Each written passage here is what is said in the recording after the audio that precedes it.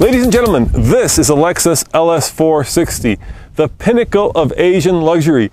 The top dog in town, if you will, Nathan. No, you gotta settle down there, bucko, because I've got something very, very different. And it's Asian, and it's luxurious, and it has pretty much everything that has for a lot less money. How much does yours cost? $90,000, and it's worth every penny. Okay, this Kia K900 costs $66,300. That's an Elantra difference between the two. Pretty much. And this basically has all of the luxury goodies that you can get in one of those. So coming up next on TFL, we're going to find out if indeed there is a new top dog luxury Asian vehicle in town.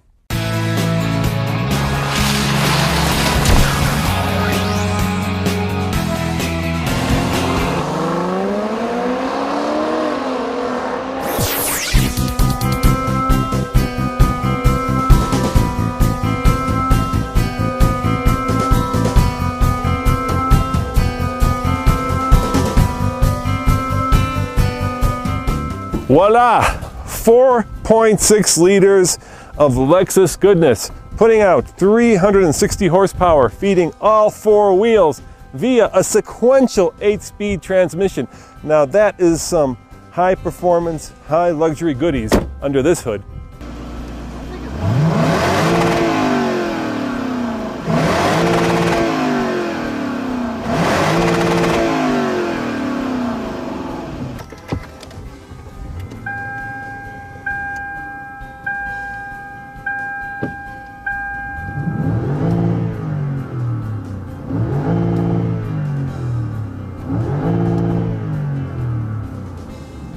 .420 horsepower, 376 pound-feet of torque, a 5-liter engine. All of these numbers are frankly better than the Toyota, the Lexus. This goes to an 8-speed automatic transmission that feeds the rear wheels. The overall driving ability of this engine is very, very smooth. The transmission whispers to you. You don't feel any clunkiness. It's not exactly fast either.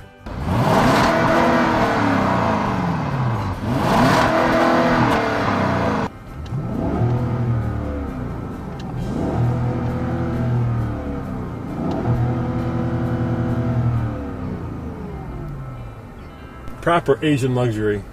You know, that sounds kind of wrong. Well, I mean, luxury is luxury, right? Luxury is luxury, and yeah. This car isn't just a good Asian car, it's a good car. It is the benchmark for smooth. It really is. It has still one of the better interiors out there, I think. And I love this bamboo look, too. And it's real bamboo. It's real wood, real woods, real metals. Yeah, you know, when you touch something like this radio knob and it's cold, I love that, you know, because it tells you that it's real. It's not plastic. And when you're paying $90,000 in this case for a car, you want everything to be real. You feel like if you touch something that's plastic, it's just a ripoff.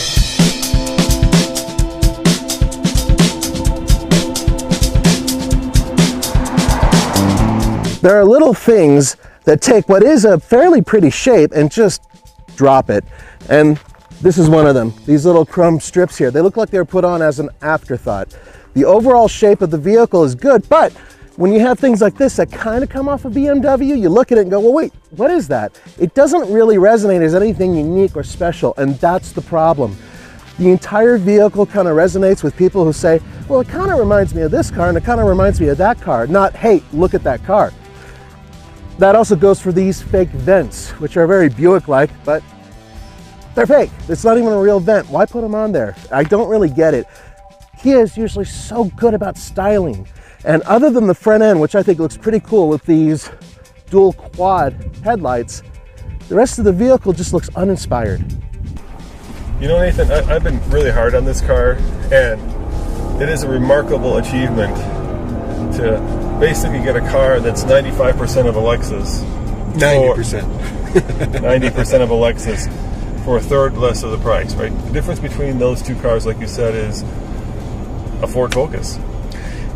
Price isn't, obviously is a major issue, but there are some little things that sort of build up throughout driving this car, and I've been with it for a while now, and I've had an opportunity to learn about some of it. And you know, one of the things that really got me going on the negative side of this vehicle has to be this UVO system. It's the infotainment setup. Right. Yep. It is not intuitive. I can sit in a Lexus and by myself figure out how to engage all of the basic systems so I can hook up my iPod and get navigation and everything else within, say, about a minute, maybe even 2 minutes. This thing takes me 10 minutes to figure out, and even then I had issues trying to figure other components out. It'd be nice if they sent somebody to us and said, hey, this is how you do it. But that's the problem. That's one of the issues. They didn't think through all the tech. It's almost as if they said, we need to build this car, we need to throw as much as we can inside of it to be competitive with the Lexus, but at the same time, we're gonna have to cut a few corners.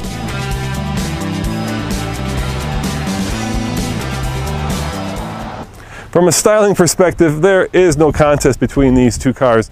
Lexus has had decades to develop their design language. This car is stylish, sexy. Dare I say it's like wearing a tuxedo to a party. Look at this, it looks like a spoof pufferfish. Bulging eyes, huge mouth, big ass.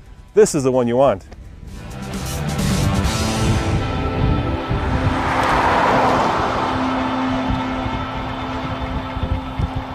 Roman and I agree on one thing, and that is with luxury cars, the interior is one of the most important parts of it. In fact, in my mind, it is the most important part of a luxury vehicle, and that's where Kia got it right. This is, for the money, one of the most astonishing interiors I've ever seen.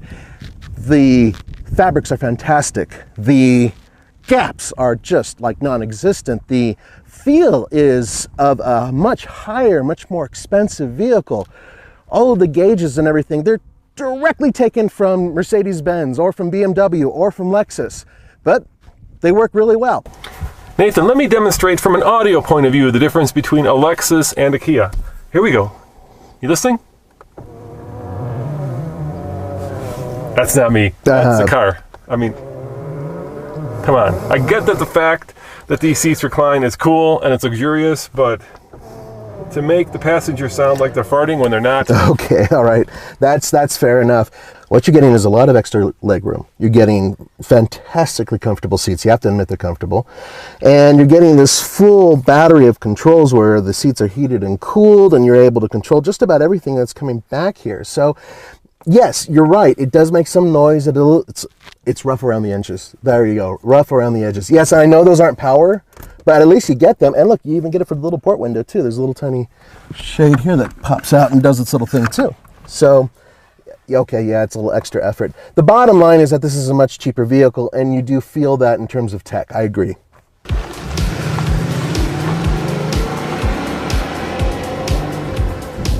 All right, 0 to 60. I'm just going to floor it. A little bit of hesitation. Very smooth. And there's 60.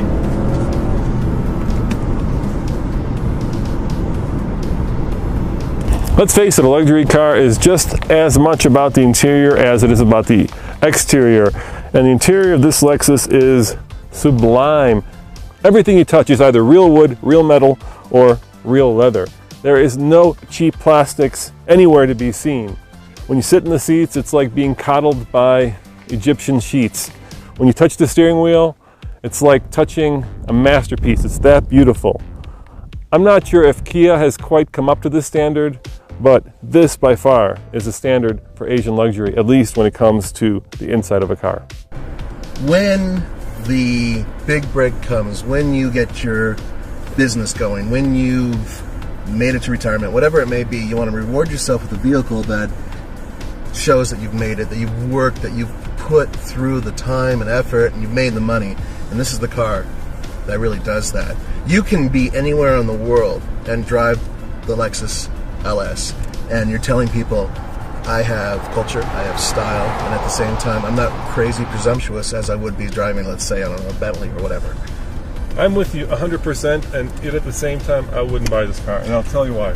You know, Lexus for a long time had that relentless pursuit of perfection, right? And when you take something and make it perfect, you also content to make it a little bit boring. And there's that saying, right? The less you have around you, the more fun it is. So a motorcycle is more fun than a convertible, and a convertible is more fun than a sedan.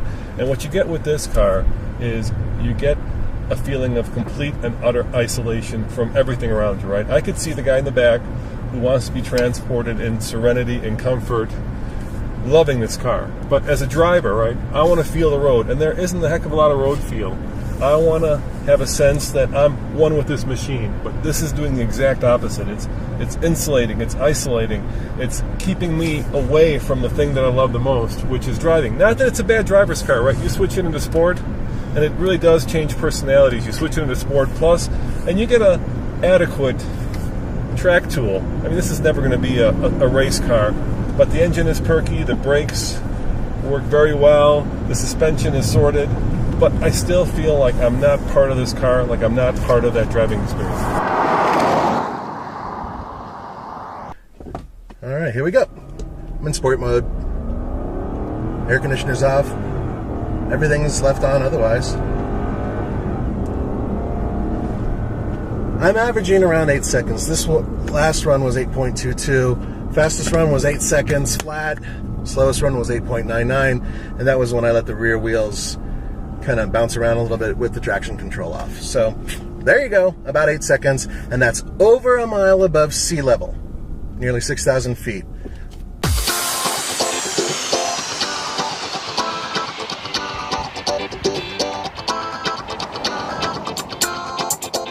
How does it drive? That's a really good question. I don't know. I don't know how this drives. What do you mean you don't know? I don't know how it drives. You've been driving it a week. Yep, I don't know how it drives. And that's because there is absolutely no communication whatsoever through the steering wheel. I can't tell from the seat of my pants what this car is really doing. All I can tell you is it's very, very smooth. But it's very smooth through transitions, it's through acceleration. Everything is smooth. There is nothing to tell me whether or not it's accelerating hard. There's nothing to tell me that when I'm going around a corner, there may be a problem with adhesion. I have no clue what this car does other than drive smooth. And that in itself is an issue, because in a Lexus, I know pretty much what the car is doing while it's doing it. In this car, I really don't. Yeah, so Lexus is insulated and isolated. This car is just numb? Yeah. Yeah. Yeah, actually, it's a really good way to put it. So I have to admit, I've been unfairly harsh on the Kia. The design, you know, it is a little bit out there, but it's not bad. I think a lot of luxury car buyers will be happy with this. But the question is this as good of a luxury car as this? And in my mind, it clearly isn't, because luxury is in that last 1%. And the Lexus has it, Nathan. And in my mind, at least, the Kia doesn't. Would you agree? Let me put it to you this way. Yeah. Kia built a hell of a good car. Really impressive, especially for $66,000. But at the end of the day, that is a Kia, and this is a Lexus. The bottom line is that you are getting what you pay for in this car, and the overall feel of this vehicle makes me feel special. And I think you'll agree, the Lexus has the Kia both in depreciation and the dealership experience. Oh, God, yes. So, if it were your money, Nathan, if you had $90,000, would you buy the Lexus, end of story, or would you buy the Kia and have 25 left over? I'd buy the Lexus. If I'm in that market anyway, if I'm going to go and do it, if I'm going to take the leap off the ridge, then I'm going to take the car that is absolutely the best car for the money. I'd buy the Lexus as well. That 1% is small but crucial. As always, this is Roman. And Nathan. Saying thanks for watching, and check out tflcar.com for more car news, views, and real world reviews. Ciao.